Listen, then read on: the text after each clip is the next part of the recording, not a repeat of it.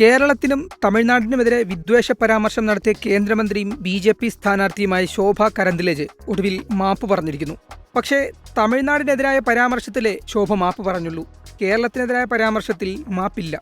തമിഴ്നാട്ടിലെ ആളുകൾ ബോംബുണ്ടാക്കാൻ പരിശീലനം നേടി ബംഗളൂരുവിലെത്തി സ്ഫോടനങ്ങൾ നടത്തുന്നുവെന്നും കേരളത്തിൽ നിന്ന് ആളുകളെത്തി കർണാടകയിലെ പെൺകുട്ടികളുടെ മുഖത്ത് ആസിഡൊഴിക്കുന്നു എന്നുമായിരുന്നു പരാമർശങ്ങൾ.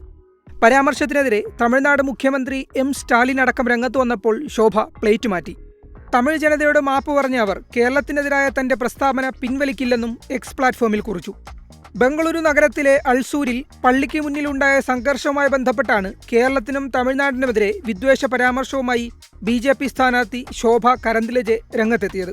ബംഗളൂരുവിലെ രാമേശ്വരം കഫേയിലുണ്ടായ സ്ഫോടനവും പ്രണയാഭ്യർത്ഥന നിരസിച്ചതിന് മംഗളൂരുവിൽ കോളേജ് വിദ്യാർത്ഥിനികൾക്ക് നേരെ മലയാളി യുവാവിന്റെ ആസിഡാക്രമണവുമായിരുന്നു ശോഭയുടെ പരാമർശങ്ങൾക്ക് പിന്നിൽ. വിദ്വേഷ പരാമർശത്തിനു പിന്നാലെ തമിഴ്നാട്ടിൽ നിന്ന് ശോഭയ്ക്കെതിരെ വ്യാപകമായ പ്രതിഷേധമുണ്ടായി. കേരളത്തിൽ അത്ര ശക്തമായ പ്രതിഷേധങ്ങൾ ഉണ്ടായില്ലെങ്കിലും പ്രതിപക്ഷ നേതാവ് വി.ഡി. സതീശൻ ശോഭയ്ക്കെതിരെ രംഗത്ത് വന്നു. ശോഭ മാപ്പ് പറയണമെന്ന് സതീശൻ ആവശ്യപ്പെട്ടിരുന്നു. മന്ത്രി വി. ശിവൻകുട്ടി ശോഭ കരന്ദിലജയ്ക്കെതിരെ തെരഞ്ഞെടുപ്പ് കമ്മീഷൻ നടപടിയെടുക്കണം എന്നാവശ്യപ്പെട്ടു. ഇതിനിടെ ശോഭയ്ക്കെതിരെ DMK തെരഞ്ഞെടുപ്പ് കമ്മീഷന് പരാതി നൽകി.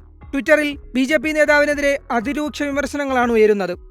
കോൺഗ്രസ് പ്രവർത്തകരും നേതാക്കളും ഉൾപ്പെടെയുള്ളവർ ശോഭയ്ക്കെതിരെ രംഗത്ത് വന്നു. വീഡിയോ അടക്കമാണ് പ്രതിഷേധം.